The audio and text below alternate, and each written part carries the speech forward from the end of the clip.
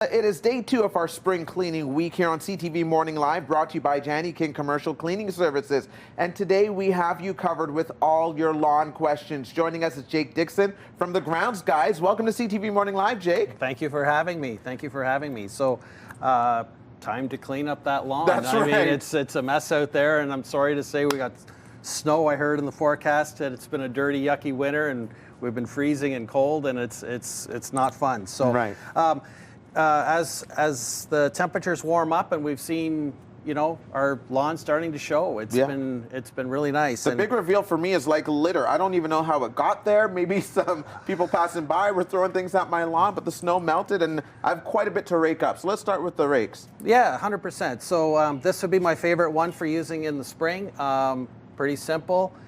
Steel tines. It lifts the grass up. I mean, we're not using real grass here, but this is all we could bring in as the sod farms aren't rolling out sod yet. So this sort of fluffs up the grass. We like to get all the grit, the dirt, garbage off of the lawn.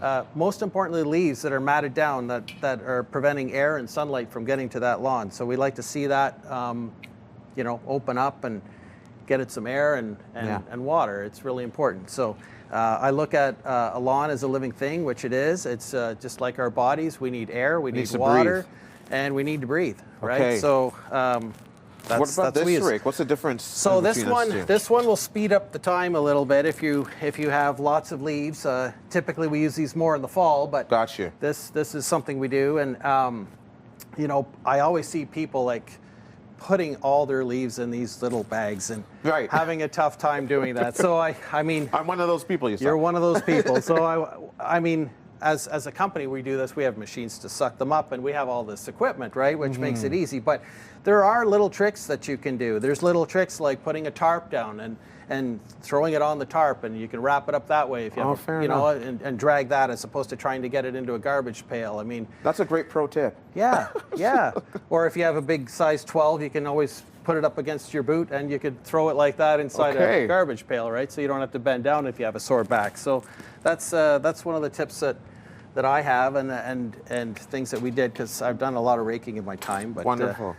So once we let our lawn breathe, you know, we scrape it up, you know, get some holes, get the soil moving again. Some people don't know the best way to fertilize or what fertilizer they should be using. Okay, so I mean, the stores are selling lots of fertilizer. There's lots of different choices. I don't want to get into numbers. Yeah, don't worry about that. But maybe technique. But when we spread fertilizer, one of the biggest things that people are afraid of is burning their lawn. So I always like to see a spreader turned down. We calibrate our spreaders to put the right amount of material down. It doesn't matter if you do it twice. You know, most people have small lawns. It doesn't take long to do it. Always put your fertilizer, when you're putting it in, make sure your hopper is closed.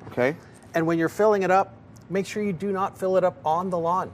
When you make that spill, you're going to create a burn mark on the lawn. And we don't want to do that. We want to do that on a driveway or on a hard surface. So something like this might guarantee even distribution as opposed to me just throwing things out by hand? I would never throw it out by hand. That one. I would always use a broadcast spreader for fertilizing. It's also it's hard on your skin. It's very corrosive. So this is something we want to be careful with. Also, going around a swimming pool, you never want to get it into a swimming pool. That's one of the things you want to be careful of. It's very hard to get that chemical out. So how does this guy work?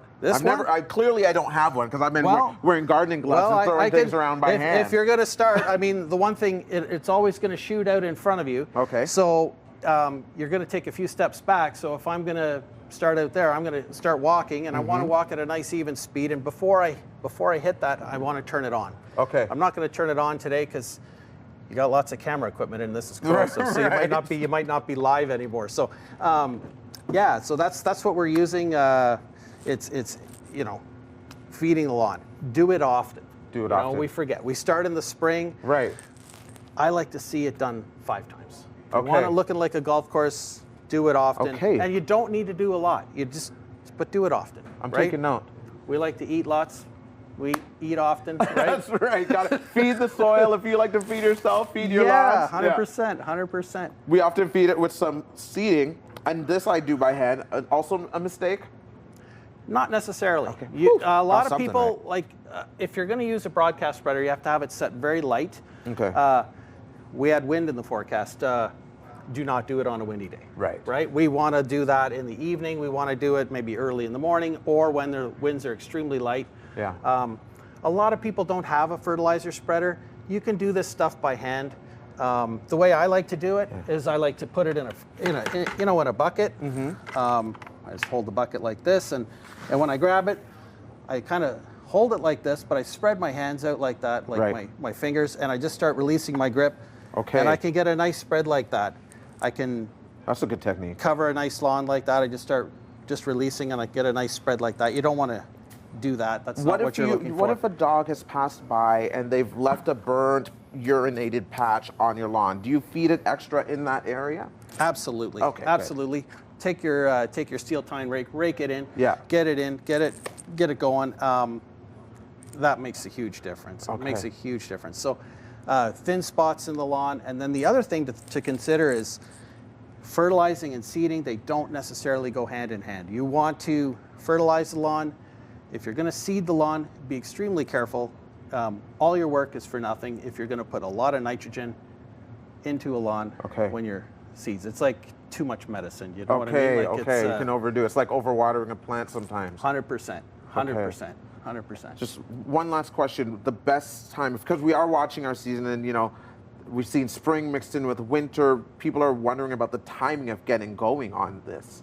Let's do it right after this snow. Right after the snow. Okay. Right after this snow. Thanks so That's a much, dirty Jake. word. I really appreciate your time All this right. morning. It's been a pleasure.